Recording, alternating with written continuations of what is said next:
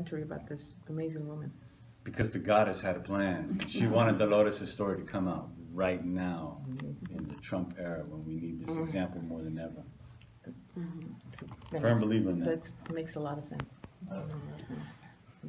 Well, to that point, I'm sorry, you still, to that point, Dolores, you've had a lot of ups and a lot of successes in this struggle throughout the years, but you had your fair share of downs and lows and setbacks. Is there a particular message that you send to the dreamers that are having a hard time of their own right now? Well, you know, the one thing I learned in the movement for justice is that you never quit and you never go back. And things happen sometimes and we don't know why. And I know people say that that's corny to say that things happen for a reason, but I do believe in that, because when we look back and we say, why was this guy elected president of the United States? Because maybe we had to come to terms with the racism in the United States of America, and we've never done that. And now we know that it's going to bring our country down, and it's going to affect the whole world if we don't take care of it here in the United States. And so now that it's facing us, and then we see all these things that he's doing, attacking people of color, the transgender folks, women's reproductive rights, you know, then we know. And now DACA, it was like, you know, this is like the one that is just infuriating the public, because you've got like millions of people in the United States supporting these DACA students that have brought so much to this country in terms of their contributions and of their, not only their work, their intelligence, but economic uplifting of this country. And so, you know, when he's going after them, then I think the rest of the world is saying, okay, ya basta, enough is enough. So we say, number one, let's thank them for their heroic courage that they've had over the years, even when they fought for DACA in the first place. And then the leadership that they're showing now. And the main thing is that they have to keep on. They cannot quit. They can't get despair. They can't get cynical. We've got to fight. This is it. This is it. And you know what? We're going to win. I just feel in my heart, we know that the Attorney General of New York, Eric Schneiderman, has taken this whole issue to court and proving by Trump's own words against Mexicans, calling us rapists and criminals and going after Judge Cuellar, all of the things that he's done, and now going after the DACA students who are 70% Mexican, that they feel they have a case, a civil rights case, because you could not discriminate against a class or a group of people, and this is what Trump is doing. You said you didn't identify as a feminist at the beginning. However, meeting Gloria Steinem, you got to the point where you did identify it. Lately, there's been a lot of talk about intersectional feminism and how feminism as a whole has left out women of color. Do you think that is still ongoing? And if so, what do you think we have to do to be more inclusive as a whole when, I mean, there's separate issues on all sides? Well, I think one of the issues that separates many women of color from the feminist movement is the issue of abortion. And I know because we people of color have been the victims of genocide for so many years. So when we think of abortion, we think, oh, no, you know, we want more of us, not less of us here in this country. But I think, and that's, I know I personally, I had to wrestle with that issue myself. But then understanding that it's not about race, that it's about a woman's body. It's about women having the right to abortion, a woman being able to control her own body and her own life. But unfortunately, we still have the Catholic Church. We have the evangelical churches also that keep saying to women and to everybody else, no, you've got to elect candidates that are what they call pro-life. Well, you know, they say they're pro-life, but do they take care of children when they're born? Are they fighting for early childhood education? Are they fighting to keep our kids in school so they can get a quality education? They're not. You know, this is just a political issue. And I think we, as women of color, have got to understand that we can be and should be feminists. We've got to, you know, we've got to cross that bridge like I did. And I always, when I talk to people, I say to them, you know, lo que dijo Benito Juárez. What did Benito Juárez say? El respeto al derecho ajeno es la paz. Respecting other people's rights is peace. I have 11 kids. My daughter Juanita prefers to have dogs, okay? And that is her choice. You know, and the same thing applies to gay marriage. If somebody gets married or somebody of their own sex, that's none of anybody's business. That is their business, and we have to respect their human right to marry whomever they want. I have a question that piggybacks off of that. There was a wonderful scene in the film where Coretta Scott King was seen walking alongside you guys, and they're just even larger than intersectional feminism. There seems to be a lack of cohesion between a lot of the movements that are going on right now in the United States, Black Lives Matter, the Dreamers. What do you think needs to happen in order for us to come together? Because I do agree with you that we're going to persevere, but we have to do it as one group. So what are your thoughts on kind of? Well, I know it's hard because we have to support each other's movements, and I know each of our movements is being attacked separately. Yeah. And they do that very specifically because they want us to get freaked out with being attacked, that I've got to fight for my own group, and I don't have time to join the March of Black Lives Matter or support the transgender people in our community. But I think we have an obligation to do that to the extent that we can, whether it's just sending an email, writing a letter, going to a march, going to a demonstration, giving public support, visible support, by endorsements and proclamations. And if we can't make it, like today, a very good friend of mine who passed away, who was Jewish, kind of the first person in Bakersfield that ever supported the Farm Workers Union, a big contributor to my foundation, the Dolores Huerta Foundation. He passed away and had his funeral today. I couldn't be there, but you know what? My executive director, César Chávez, is there. And my son, Emilio Huerta, is there. I couldn't be there. So sometimes we can't be there, but we can say, okay, let's split up. They're going to go to that march, and we're going to go to this march, right? So we have to, and especially our LGBT community, I just want to say that, because, we have to speak up to defend our LGBT people in our community. In our foundation, we've got LGBT organizers. We have a transgender organizer, because we've got to educate our community on those issues. Just the same way we have to educate them on the issues of transgender and LGBT rights. I want to add though too, and I think if looking at Dolores, her example and her work, particularly in the film, the struggle started off as a labor struggle, and then all of a sudden they come up against this wall, racial injustice, and then at the same time these powerless workers are while they're picking in the fields, they're being sprayed by toxic chemicals. And it morphs into a struggle for environmental justice.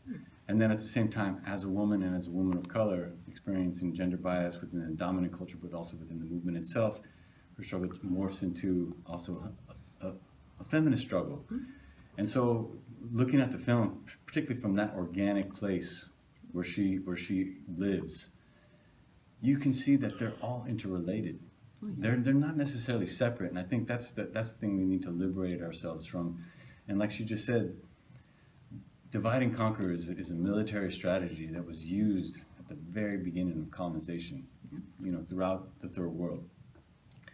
And it's a strategy being employed right now to divert us again to a more important issue, which is the divide between the rich and the poor. I mean, right now we see racial strife happening in the country, and fear being kind of nurtured and fanned, but we can't be deterred by that. And I think the young activists today, we can't get deterred and fall back into silo organizing. These issues, they're interconnected because of our identities. They're multiple, they're complex.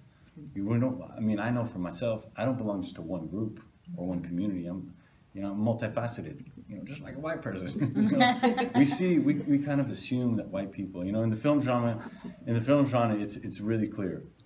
White folks can have dramas, thrillers, comedies, musicals, but if you have a film of color, it has to be pigeonholed into one thing. But we're complex, we have multiple identities, and I think we have to liberate ourselves from thinking in a silo mentality. Yeah, I'm Afro-Latina. I really identify with that. In her example, it's just, it's right there. It's so clear. Yeah, it really unfolds. Yeah, and I really get concerned about the strategy of division that the Republicans, and I really am worried about the DACA thing, and I'll tell you why. Because when Trump said, I'm going to turn it over to the Congress, okay, what's the strategy there? He could have just said himself, I'm going to do this, whatever. Give it 6 months, 2 years, whatever, but he said, I'm turning it over to the Congress. And then you think, okay, what's happening in the Congress? They want to get money to build a wall, right? They're trying to do other things in terms of tax reform, to take away entitlements from the poor people. And so I feel like they might want to use DACA as a bargaining chip, because there's such huge support in the public. When you have 80% of the American public supporting the DACA students, what is their strategy? And I think just we have to be aware that they might say, okay, we're going to give you DACA, you can stay here in the country, but you've got to support the Republican Party. And at the same time, the Republican Party is going after immigrants, right, and going after transgender people, women's reproductive rights, the environment, et cetera, et cetera, et cetera. So I think we have to be really careful and be able to observe, because we know that they are very clever strategists. And I am very worried that they're going to try to divide our community. And I'll give you a good example of that. There are Latinos out there that voted for the Republicans because they say, oh, they gave us amnesty. They didn't give you amnesty. That was Senator Ted Kennedy. I worked that bill through the Congress. I was in Washington for 4 months, you know. But many people still believe that, you know. Back in '86. Yeah, back in 1986, you know. So we have to be really careful, and that's why it's important that we get engaged at the local level. And I am saying that we have to build a wall of resistance in the Congress of the United States in 2018, because all of these Congress people have to run for re-election. And if all of us really, you know, get out there and do our job, you know, become citizens if we're not citizens, register to vote if we haven't done so, vote if we're registered and haven't voted, because of our numbers that we have, and we can make sure that we can take over the U.S. Congress. I think that's got to be our mission, and we can do it, and then we can stop the policies that Trump is trying to pass, and maybe bring back the ones that he's trying to undo. So it's in our hands. Está en nuestras manos. You know, it's in our hand, but we've got to get out there and we've got to get engaged. And we hope that the film will give people that inspiration. Because if the farm workers could beat Richard Nixon, the President of the United States, the poorest and the most discriminated people, what can we not do, those of us who are citizens who speak English, right? And even all the undocumented people, they can also help, because we've got to go out there. It's not just voting, it's campaigning. It's supporting good people that are running for office, and maybe some of us having to run for office also. Run for office. That's one of the things about the documentary that I really love. There's no holding back. I mean, you're putting it all out there. And I mean, I think a lot of people didn't realize that it was the Filipinos march that started, you guys got involved with, and I thought that was really amazing. Plus, I didn't start eating grapes again until 2000. Thank you. And thank you. We had actually, César and I started organizing the union in 1962, and we were not going to go on strike till 1968. So what people don't realize is that before that strike started, we had been organizing people in their homes for 3 years, because we wanted to do a general strike in the whole Central Valley, all the way from Stockton, all the way to Bakersfield. But when the Filipino brothers went out on strike, then we had to make a choice. Did we support them? Did we go back to our original plan, keep on organizing and let them crush the Filipino brothers? Or do we support them and, you know, engage in the strike? Because they were the minority of the farm workers. So we had to throw out our plan and our strategy and make a whole new one by getting involved in the strike. And it goes back to what you said about we have to be inclusive. We have to work Exactly, we have to together. be united. Yeah. So your fight was, for social justice started over 50 years ago. How do you compare over 50 years ago, how it was then, to the problems that we're having right now? And is it easier to be fighting for social justice now than it was then? Or was it easier then than it is now? I think it's easier now, and I'll tell you why. Because we have cell phones, and we have computers, and we have Facebook, and you know, Instagram, and Twitter, and all of that, so we can get information out there. But we mustn't mistake mobilization and marching for voting and for organizing. Because we can have all the people in the world marching until they turn blue in the face, and it's not going to change anything. I mean, we can get information, we can get support, but unless people vote, and because the people that are in those positions of power, they make the decisions. You know, the policies, how our tax dollars are going to get spent. More money for jails or more money for schools? You know, we have to remember that. And so that's why we have to really pay attention and see who's running for office. And also get involved with legislation. We know SB 54 is right now going to be voted on in the Assembly. We've got to make sure that the governor signs that bill. So it doesn't take a lot of time to send an email to the governor or pick up the phone to talk to our local assemblyman to make sure that they vote on the bill. You know, so this is why we have to get engaged and get informed and see what people are doing. Peter, can you take us to the genesis of this project? How was it that you approached your brother and Carlos Santana, and how was it that this even came into your ether, into your mind space? Well, I mean, I come from a narrative film background, and I hadn't really entertained the thought of ever making a documentary, but I have to really credit Carlos Santana. He called me 5 years ago and said, we need to tell this story now. And it was, you know, it was like a directive. Boom, we got to do it now. And so it was kind of, I've known Dolores, you know, I was around her when I was a child, and you know, I've known her and her children, you know, off and on through the years. So there was already a relationship there and an admiration and respect. So it was a no-brainer, you know, to do it. But I do remember a conversation. Carlos called, and you know, he's also known Dolores for a long time, and he would go out and support the farm workers struggle. You know, he'd do fundraisers for her foundation, and he's always been a huge supporter. But he called me and says, "Did you know Dolores Huerta, one of her great inspirations is Charlie Parker, the jazz musician?" And so, you know, he would tell me about these conversations he and Dolores would have till the wee hours of the morning, talking about jazz and dance. One of Carlos's big inspirations was Miles Davis. So, you know, you could tell, you know, Carlos was just so animated when he would be talking about Dolores and their love of jazz music. And then come to find, you know, everyone we interviewed would talk about how, you know, Dolores would dance the night away. She worked 16 hours a day, and she, you know, cut up on the dance floor. And this became like a common thing with every interview. And I said, oh my God, I'm sensing an energy here. I'm sensing like a theme. And so music then became a really exciting way into the narrative itself. And then you know, hanging out with her, I thought I knew who she was, but I had no idea. But she was actually wanted to be a professional dancer, and she had done modern and ballet and jazz and flamenco. And then I became really captivated by that as a way in and out of the different chapters of the story, and I felt like that was an artistic way in. And then come to find that in many social movements, music and art, it's what keeps us buoyant and energized, you know, because the victories are few and far between, and the defeats are often. And so we need, a lot of times it's our cultura, it's our music, it's the creativity, it's our artists who lift us up. And so we felt like that had to be a really, you know, important element that appeared throughout the film. Awesome. Can I just say that this documentary was really enlightening, because as in school you don't really learn about the females, you learn about the males, and you're one of the biggest civil rights activists. So how does it feel to have this documentary and finally get the recognition that you deserve? Well, I don't think it's so much about recognition. I see the documentary as a call to action for people. When they see the documentary, we hope that they see, oh, the those farm workers did that, then I can do that also. And that they see the need for organizing and activism and for engagement. That's what they hope they see, because there were many people in the farm worker movement that people don't know their name, people that were killed. Our first martyr was a young 18-year-old girl named Ann Friedman, a Jewish girl from Boston, who was run down in a truck in a strike that we had with the sugarcane workers in Florida. And our second martyr was a young Arab named Majid Aifala, you know, who was killed by one of the deputy sheriffs, you know, there at Kern County. And then the third one was Juan de la Cruz, who was shot in the heart by a labor contractor. Our fourth one was Rufino Contreras down in the Imperial Valley, who walked into a field when they were on strike, into a lettuce field, and was met with a hail of 80 bullets, you know.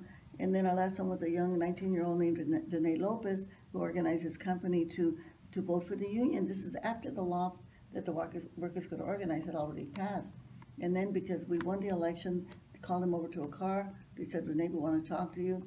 Put his up to the window, and they shot him in the temple and killed him instantly. So nobody knows these names, right? They're all the people that went to jail, the people that were beaten up. And so those people need to be recognized. So I think I am really blessed, because I was taught how to organize by this great human being, Fred Ross Sr., who happened to be a gringo. The godfather of the Chicano movement is a white guy, okay? Named Fred Ross Sr. And he also taught Cesar how to organize, and myself. And once we learn these skills, then we have to take them to communities and teach people those same skills so that they can empower themselves and take over their own lives and, you know, improve their communities. So I feel like I'm very blessed. I've gotten so much that, you know, being so-called recognized. I mean, and I guess the only thing that we have to say, I think that in some respects, because as a woman, we know that women are sometimes often left behind, like Hillary Clinton, you know, regardless of all of her accomplishments, you know, she didn't take the presidency because the machismo in this world is still alive and well, the misogyny, along with the racism and the homophobia and the bigotry against poor people is still alive and well. And so in that respect, you know, I hope that a lot of women get inspired and a lot of other people get inspired, so that we can take it on to make this world a real democracy, our country a real democracy. I mean, Last to question. your point, I do want to add that the use of narrative, the use of story, it's a political tool, and those empowered know that. And oftentimes, even right now, what's going on with the Confederate statues, about whose history it is, whose heritage are we preserving, which stories are included in the national narrative, which ones are left out. You think about the Columbus story, the Thanksgiving story, the Monroe Doctrine. There's the place of women. You look at all the shows and films in the 50s about women and their place. Who's manufacturing those narratives? And so I do think it's really important to recognize, and we try to point this out in the film, how narrative is used to control and move a certain political agenda forward. And one of the things that I think Dolores had a problem with, I don't know what I'm saying, is even right here in this interview, she's trying to recognize other people. That's what an organizer does. So the difficult thing was getting her to come along and telling a story about her and her life. And I think that the power in that is oftentimes women and people of color, we don't think that we don't think we deserve a place at the table, because that's not the narrative that we've been conditioned, that we've been brought up with. And so I really hope that young women of color, or young women period, and everybody I think her example gives permission, and can inspire and change the narrative, which needs to change. Because we all deserve a place at the table. Everyone's voice matters. And I think everybody's story matters, right? I mean, like we saw in the film. And one thing I want to share with you that we've been saying to all of the rest of the media, and so there's so many of you that are here, and especially to people that are discouraged. We're quoting the Chilean poet Pablo Neruda when he said, "You can cut all the flowers, but you can't hold back the spring." And so that we have to think of ourselves as that we are that spring, and we're going to out there, and by working and voting, we are sowing the seeds of justice. And yes, the spring will come, and we are that spring. We are that spring. Fantastic. Sí se puede. Thank Sí se you. puede.